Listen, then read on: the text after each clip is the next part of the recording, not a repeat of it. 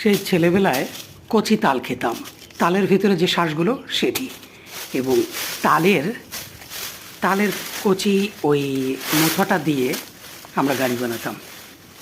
তো গাড়ি দীর্ঘদিন পর আজ তাল কিনে এনে ভাবলাম যে ছেলেদেরকে একটা গাড়ি বানিয়ে দিই। ওরা এই গাড়ির সঙ্গে পরিচিত নয়, যেটা আমাদের বাবারা আমাদের সঙ্গে পরিচয় করে দিছিল।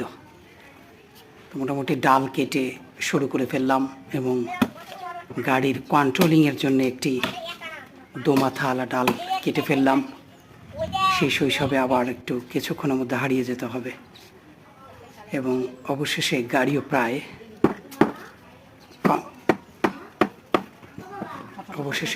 প্রায় কমপ্লিট। আমরা আজকে এই গাড়িটা চালাবো বহু বছর পর। তাও কত বছর হবে, প্রায় দীর্ঘ 35 অথবা 30 বছর পর।